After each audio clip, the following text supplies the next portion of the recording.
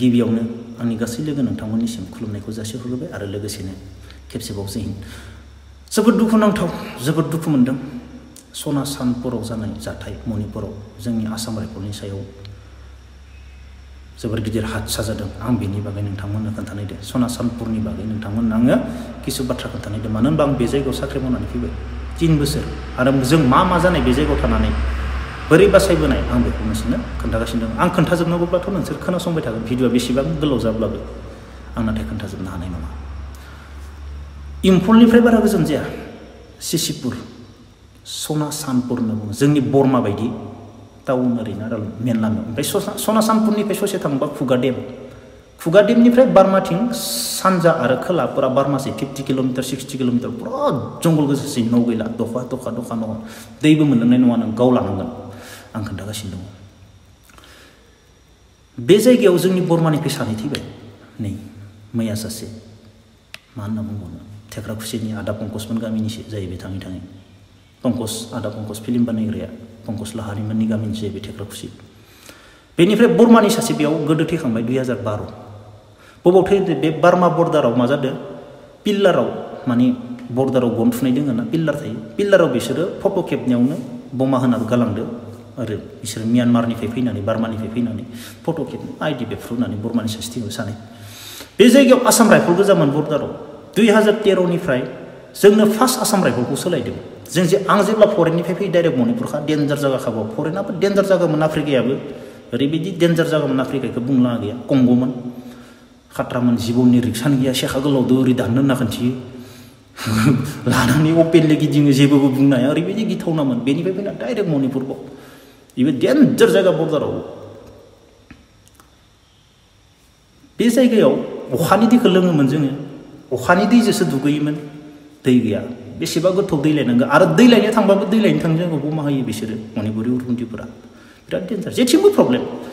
दै गैया अखानि दै गोसोम दालिया गोसोम जाला ओंखामा गोसोम जाला ओरैबायदि ओमफ्राय बे जायगायाव जोंनि बरमानि दिनैनि दिनाव जों सानै थैबाय ओमफ्राय आसाम राइफलखौ जोंनो फार्स्ट चेन्ज खालामदों ओमफ्राय आसाम राइफलनि आंनो बर'फोर होनखादों फंबाय मोजांथार बिराद गावो जोंखौ मोजांथार फंबाय जोंनि जि बहुत जाबाय बर'फोरा बेयाव मोजांथार होनना जों सोलायबाय नालाय जोंखौ होजोब्बाय जेरै काश्मीराव BSFखौ सोलायनानै आर्मि दोनजोब्बाय बर्डाराव थिग तेनेका बार्मा बर्डारावबो सब आर्मि दोनजोब्बाय सब सोलायजोब्बाय आसाम राइफलफोरा उनाव फैजोब्बाय बिसोर गैला बे जायगायाव बेनिफ्राय खोन्थागासिनो काहानिखौ बेनिफ्रायथ' बिदि जाबाय जानानै आं दा खोन्थागासिनो जितु खुगा डेमनिफ्राय लानानै 50 किल'मिटार होनना बुंदों जों बे 50 किल'मिटाराव मा बरमा बर्डारसिम जों मालाबाबो गारिजों थाङामोन जोंनि कमान्डिं अफिसारा होनखायोमोन जोंखौ गारिजों थांबा बिसोर उरायगोन जों जोंनि जिउखौ बासायनो थाखाय जों थाबायनांगोन जोंनिया बेफोरबायदिखा दा आसाम राइफल होनना बुंबाबो आर्मिजोंनो समान दे नाथाय बेयाव लकेल मानसिया बारा थायो आसाम राइफल होननाय लोगो लोगो लकेला बारा जायो बेनिफ्राय आसाम राइफलनि कमान्डिंआबो आर्मि अफिसारसो आर्मियासो बिसोरखौ कमान्ड खालामो आं दा बे बाथ्राखौ लानानै बेखौनो बुंनो थांगोन आरो जोंनि बर' हारिनि गिदिर गोलावफोरखौ मणिपुरावनो दं मोनसे फौजिखौ एटाक खालामनो थांनाय लोगो लोगो बेयाव गोबां सिभिलियाननिबो सापर्ट थायो गावसोर गोजा मालाबाबो हाया केम्पनिफ्राय माला ओंखारगोन खैथायाव ओंखारगोन सोर दङ सब सापर्ट थाजोबो सिभिल मानसिनि अब्ला मणिपुरावनो दं सिभिल मानसियाबाबो सापर्ट खालामनानै मोनसे फौजिखौ माने अपारेसन गावसोर साक्सेस खालामो फौजिखौनो उरायबावनो हायो माबायदि होमबा जोंनि बर' हारिया मा जों बर'जों बर'नो दावराव जोंनि बर'जों बर'नो बुथारलायहैयो बर'जों बर'नो दिनैसिम जों सान्ति जालायनो राखै एसेबां रोंगौ एसेबां मिथिखाजोबगौ जों बर'जों बर' बिब्दि जानाङा जों बर'जों बर' नांलायनो मोना जों बर'जों बर' खौसे जानांगौ जों बर'जों बर' माबानांगौ अब्लासो जों हारिया डेभेलप जागोन होनना मिथियो नाथाय जों गावनो दुरबलताखौ देखायो नालाय गुबुन हारियासो जोंनि गेजेराव हाबनानै जोंनिफ्राय बख'ना जागासिनो गासैबो मिथिगौ जोंनि बर' हारिनि गिदिर गोलावफोराबो आं एगजाम्पोल होनना बुंदों मणिपुरखौ लानानै मणिपुराव उग्रपन्थिखौ सापर्ट खालामनानै फौजिखौ गावदों जोंनियाव हागोन बर'आव हागोन बेफोरबायदि दानो खोन्थालायजोबो नङा नङा दुश्मना सानफ्रोमबो दुर्बलतासो गावखायो दुश्मना उइकनेसावसो गावखायो जेरै जोंखौ बर' हारिखौबो दुर्बलताखौ नुनानैसो जोंनियाव गुबुन हारिया हाबनानै जोंनिफ्राय जोंखौ सोबख'गासिनो दङ बे जोंनि दुर्बलता मणिपुरनि पाब्लिकआ मालाबाबो दुर्बलता देखाया फौजिनि सिगाङाव हायोबा फौजिखौ हास'जोबगोनसो बिसोरो चान्स मोनोब्ला बे मणिपुरनि खामानि बिसोर मालाबाबो दुर्बलता देखाया अब्ला आं मा बुंनो गासिबो मिथिखागौ नंगौना नङा दुर्बलता बेनो आं उइकनेसखौ बेखौनो बुंनोसै 2014 जादोंमोन सान्डाल डिस्ट्रिक्टआव सिसिपुराव नङा नै सिसिपुरनि गोजानावमोन सान्डाल डिस्ट्रिक्टआ बेयाव दग्राया थैदों दग्रा थैखांनिफ्राय दिनैसिम मणिपुराव गोदोर हादसा जाफेराखै नुदो 2021 जादों जोबनायाव मानो होनबा बिसोर नायगासिनो थायो बिसोर नेगासिनो थायो दुश्मननि खामानिया बेनो जेब्ला नोंखौ दुर्बल नुगोन माबायदि दुर्बल नुखो कमान्डिं अफिसारा इमान पाहार गेजेराव बार्मा बर्डार गेजेराव बबेबा फेमिलि लाना थांनाय आरो स्पेशल माने किवाटी गैया लामायाव किवाटी गैया होनना बुंदों आं निउसाव खोनादों किवाटी इदि गैया बिदि खोनादों ना दङसो आं मिथिला दे बेखौ आं फिक्स नंला आंनि भिडिअ नाथाय स्पेशल किवाटी दंमोन गावजों स्पेशल किवाटीयालाय मा खालामनानै लामायाव किवाटी गैयाबा लामायाव नायग्रा गैयाबा गावनि स्पेशल किवाटीया जेबो खालामस्लाबनो हानाय नङा बिसोर 100 जन नेगोन किस्मत नंदो भाग्य बेनिखायनो बै दिना सानफ्रोमबो समान जाया बेनिखायनो मानसिया सानफ्रोमबो एडभान्स जानांगौ होनना बुङो आं फंबाय बिनानावमोन आं माने एडभान्स जानांगौ माने एडभान्स साननांगौ बे दिना सानफ्रोमबो समान जाया मैया मोजांमोन दिनै मा जागोन कुनु हमनाया बेनिखायनो सानफ्रोमबो सिगांथि साननांगौ एडभान्स आं बाइक सलायबा बोरै सलायनांगोन कार सलायबा बोरै सलायनांगोन नों साननांगोन नोङो एडभान्स जानांगोन मानसिया आं फरायदो गाबोन माबायदि फरायनांगोन मोनफ्रोमबो खामानियाव एडभान्स जानांगौ मानसिया सिगांथिं साननांगौ दिनै बे मा आसाम राइफलनि मेक्सिमाम लकेल जाजोबो लकेल थाजोबनायनि थाखाय बे मा सानदोंमोन जेबो सानाखै खिन्थु दुश्मनाथ' बेखौ नाया दुश्मना नोंनि दुर्बलखौसो नेगासिनो दङ दुश्मना नोंखौ दिनै सानसेल' अपारेसन खालामनो थाखाय नेयाखै बेखौ बोसोर नेदो बेखौ ओमफ्राय बोसोर नेनासो मैया दाख्लैनि दिनाव बेखौ साक्सेस खालामनो हादों बे जाबाय दुश्मननि खामानि बेनिखायनो आं बर'नि रायजो राजाफोरखौ बुङो लिडारफोरखौबो दुर्बलता दा दुर्बलता देखायोबा जोंनि गेजेराव हाबनानै जोंखौ सोबख'जोबगोन गुबुन हारिया आं बेखौनो बुङो जोंनिया रेकर्ड खालामबायमोन बेयाव सिसिपुराव आं खोन्थागासिनो दग्राया 20 जन थैदों ना सान्डालाव जोंनिया बेनि आगोलाव 20 जन थैयो 5 मिनिटाव 20 जन थैयो 5 मिनिटाव आं लकेसननि नामखौ खोन्थाला बर्मा बर्डाराव सोरबा आसाम राइफलफोरा दोङो मिथिगोबा आं बुंनायखौ सब मिथिजोबगोन बिसोरो खुगादेमनिफ्राय बेसेबां गोजान बे बर्मा बर्डाराव मा जाखो जोङो सानथाम थाङाखै बार्मा बर्डाराव इसोर फार्स्ट खालि फैनानै बार्मा बर्डाराव अपारेसन माबा खालामबाय जोंखौ आं फसंबाय थाङाखै नालाय आरो इसोर आगोलाव फैबावबाय इमान डेन्जार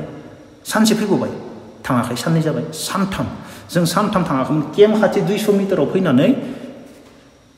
11टा बमा होनानै एस पइन्ट गोजौआव उन्दुगासिनो इखालि जों फुङाव 5:30 ओंखारनांगौ 5:30 ओंखारदों आं गैया दे आं केम्प सिङाव दे मा जाखो केम्पनि 200 मिटाराव सानथामनिफ्राय बिसोरो हर सान दं बेसेबां खस्थ' खालामदों बिसोरो फौजिखौ बुथारनो थाखाय दुश्मन नालाय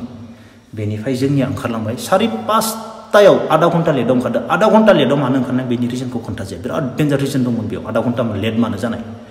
आधा घन्टा लेट जानायावसो मा जाबाय बिसोरो उन्दुलांजोबदों फुंनि टाइम ना हरथामाव नेबाय जोंनिया सैमाया थांला लकेल सैमाया उनथिं खारफिनगासिनो ओमफ्राय जोंनिया मोननै ग्रुप जानानै साइड जाबाय ओमफ्राय बिसोरनिया सैमानि आवाज खोनानानै सासे ओरै गसंनानै लानादों ओमफ्राय सासेखौनो मेगजिन मोनसे खालि खालामनांदों रावनोबो खोन्थायालासिनो उननिनो खोन्थायालासिनो बिसोर सब थैजोब्बायमोन बेनिफ्राय जोंनिया 20 जना इसोरनो उल्था जाबाय बिसोर सानबाय जोंखौसो गावग्रोबाय ना नाथाय जोंसो फासिना दंमोन नाथाय बिसोरो उल्था जानानै आन्दा दुन्दा सासे बोराय मा भगबान फार्स्टआव हान्थु गरसे हाबदों हान्थु हाबनाय लोगो लोगो होख्रावनानै गोलैनाय लोगो लोगो नै खुगाखि हाबना खुगाखि ओंखारलांदो बे बोराया ओरैबायदि बुङो पेन्सन थांनाया लासै आं ओरै जाबाबो थैयो आं मा भगबान दंमोन आं मिथिया 20 जनाव सासेबो थैयासै साब्बा सोरबा आखाइया जलांदो सोरबा हान्थु जलांदो नाथाय मा भाग्य भगबाननि भाग्य एसां गोजौ सायाव नेना थानानैबो बे सिंनि मानसिखौ बुथारनो हायासै बे भगबाननि भाग्य आरो फार्स्टआवनो सैमाया बासायदों बेफोरबायदिनो आं होनखायो जोंनि बर' हारिखौबो आं बिदिनो बुंखायो दुश्मना मालाबाबो नोंनि स्ट्रंआव मालाबाबो गावा आरो बे जायगायाव जों थाबायोमोन जोंनि कमान्डिं अफिसारा खुगादेननिफ्राय बे बार्मा बर्डारसिम जोंखौ मालाबाबो गारियाव लाङामोन मानो होनबा गारियाव थाङोब्ला मा जोंखौ गावथारजोबनो हागोन जोंनि जिबनखौ रैखा खालामनो थाखाय जोङो सानसे थाबायोमोन बार्मा बर्डारसिम सानसे फुंनि 7टानिफ्राय मोनानि 7टा आं थैबायमोन आंनि लोगोफोरा मिथिजोबगो न'निफ्राय सुट्टि थांनानै थाबायनो गोनां जादों सानसे थाबायनायाना मानसिया न'निफ्राय सुट्टि थांग्रा आंनि आथिङा थैजोबदो लास्ट पाहार मोनसेयाव 20 केजिसो दोंखायो सिलाय हेलमेट बिपिजि हाग्रा गेजेर गेजेर बुलिया गावबाबो थाङा नोङो बिखा थमक थमक थमक मोनगोन नोङो बबाव गावनो नों सोरखौ गावनो नोंखौ गावनानै हाग्राखि ब्लक थाबसोलांबानो गैला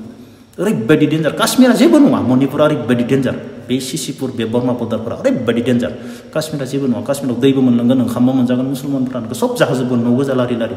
लांदां लांदां नाथाय बे मणिपुरा ओरैबायदि डेन्जार बे हाग्राया भगबानासो मिथिगो आरोना खुलुम खुलुम मोनफैनाय बायदि जादों बेनिफ्राय ओरैबायदि हाग्राखौ नुनानै धमक धमक धमक दंखायो गावबाबो मा खामानि नों बमाबो सलिया जेबो सलिया AK-47नि बुलिया बेसेबां खारगोन नांथाजोबखायो थारमाने हाग्रायाव होमबा बिराद इजि ओंखायनो जोंनि कमान्डिं अफिसारा मा होनोमोन जोङो थैया जों रावजोंबो गावजाया जों थाबायगोन जोंनिया थाबायोमोन सानसे सानसे थाबायबाथ' नोंखौ जों 30 जन 40 जन मानसिखौ बोरै गावनो इसोर थाबायना थांनायखौ बोरै गावनो सोर सासे गावनो नों 7 गावनो हागोन नों 25 जना नोंखौ धुलाव ज्रायजोबगोन आरो नोंनि 30 जनाव नों 25 जनखौ गावथारगोन 7 बासायबाबो काफि बिसोरजों नांनो थाखाय बेफोरबायदिमोन जोंनिया जोंखौ जेबो खालामनायासो बे 20 जना लागाव बासायनायनि उनाव जों सब थाबायजोबदो 3 बोसोरखौ जों थाबायजोबदो कमप्लिट आंखौ लास्टआव आङो पाहारसा मोनसे लास्टखौ हायासै नालाय हेलमेटबो गैला बिपिजिबो गैला सिलायबो गैला बेगबो गैला सब गुबुना लाजोबना आंखौ नारै नारै लाना थांदों सप्तासेयाव थिनायाखै आं बे सायाव थांनानै आथिङानो ओरै माबा जाजोबदों मासोला बेलथायजोबदों मानो होनबा जों न'आव फैबा खारफैयाना न'आव फैबा रेस्ट लाफैयो लगे लगे थांबायना बिदि जाहैदों आरोना डेन्जार काहानिया आं माने थाबायनानै थैबायमोन आरोना लाइफआव खेबथाम जाबाय आं थैनो गोनां आं मालाबा खोन्थागोन र' दिल्लीयाव हिट माने मास मोनसेसो सिगां आङो हिट स्ट्रक दै खम बडियाव दै खम जानानै ओंखाम जानायाव गोलैलांदों 6 खानसिला होखांनासो हासुदै ओंखारदों आरोना 6 खानसिला हाबनानै हिट स्ट्रक बिराद डेन्जार गरम बोथोराव हिट स्ट्रकआ बेनिखायनो दै लों होनना बुङोना बेनिफ्राय काश्मीराव खर' साथिं खेबसे थांदो सानावनो 2टा बाजियाव आंखौ नायना गावदों लाक्कि बेफोरबायदि आरोना बेनिखायनो आङोनो जोंनि बर' हारिनि गासैबो गिदिर गोलावफोर प्लिज अननानै दुरबलता देखायनाङा नै बेयाव नुदोंना मा जाखो फोथायनानै थाबाय थादोंमोन फोथायनानै बिन्दास आरामसे गारि सालायदोंमोन नाय बेनो आरोना अब्ला जोबोद दुखु मोनदों जोंनि लकेल बे जायगायाव आं दा मिन्थिनायाव सानै थैथारबाय बे सिसिपुर एरियायाव दा आरो गुबुन थैबावदों आं बेखौ मिथिया आं बेखौनो जोबोद दुखु मोनदों जोबोद गोसोआ मोजां मोनाखै बेनि थाखायनो आं सिसिपुरनि बागै बा आं बर' हारिनि मानसिफोरखौ एसे बुजायना होबाय आरोना माबायदि थानांगौ माबायदि जानांगौ माबायदि एडभान्स जानांगौ फंबाय बिनानावमोन गासैबो खामानि मोनसे सानफ्रोमबो एडभान्स दिनैनि भिडिअखौ बेखिनियाव दोनथ'नोसै जय हिन्द